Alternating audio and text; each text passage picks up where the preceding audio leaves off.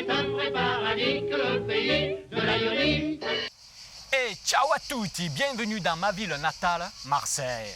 Aujourd'hui, je vais te faire découvrir une spécialité du quartier de l'Estaque où j'ai grandi. Il y a 3 street food incontournables dans le monde. À New York, le hot dog.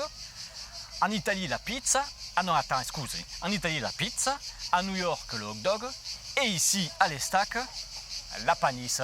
La panisse est incontournable comme la Tour Eiffel. Tu ne peux pas venir à l'Estaque et pas venir manger la panisse. C'est pas possible, ça.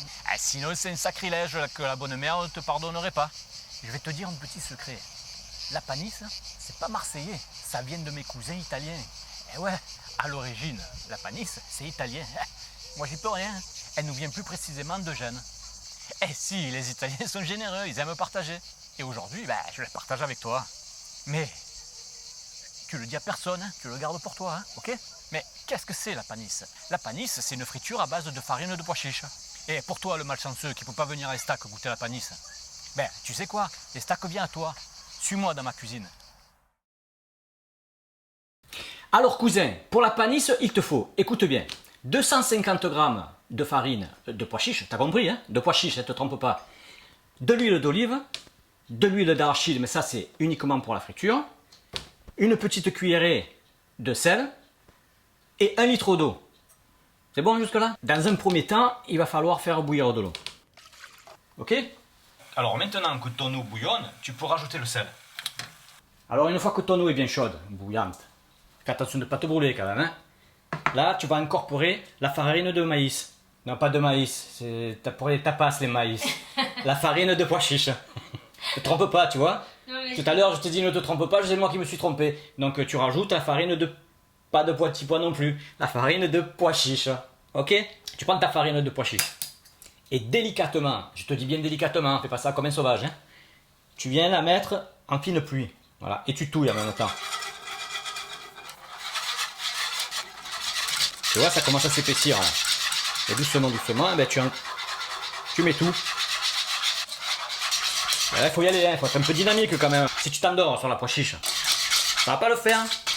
Alors maintenant, on va rajouter l'huile d'olive. 3 cuillères. Et 1, et 2. Parce que tu sais, c'est à moitié italien quand même. Hein. Et 3. Ah oui, pas mal. Et tu recommences. Tu touilles. Une fois que tu as bien touillé, que tu as bien tout mélangé, tu te remets sur ton mouleur pour la faire épaissir. Ok? Alors on y retourne. En continuant à touiller, faut pas faire semblant. Hein. Sinon ça accroche. Et une fois que c'est un peu refroidi, ce qu'il faut faire, on va les façonner, on va lui donner une belle forme. Tu vas voir comment on fait la petite astuce. Ensuite, tu prends ta pâte de pois chiches que tu mets dedans. Voilà, comme ça.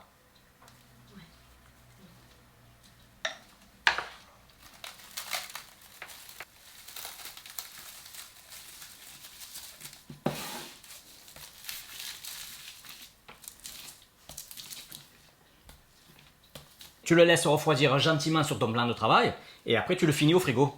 Après quelques heures au frigo, on va dérouler notre préparation et on va la couper. On va faire des petites tranches d'à peu près 1 cm. Voilà.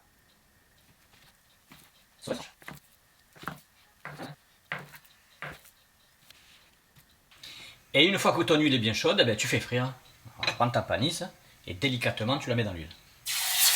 Tiens, délicatement. Et tu laisses frire 2 à 3 minutes.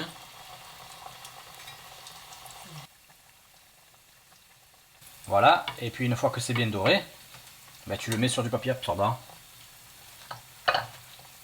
Voilà. Regarde-moi comme c'est magnifique.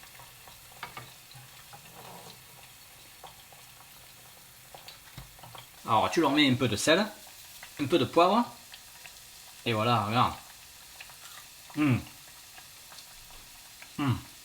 Gros bon. En plus c'est vrai. C'est croustillant et moelleux à l'intérieur. C'est un vrai régal.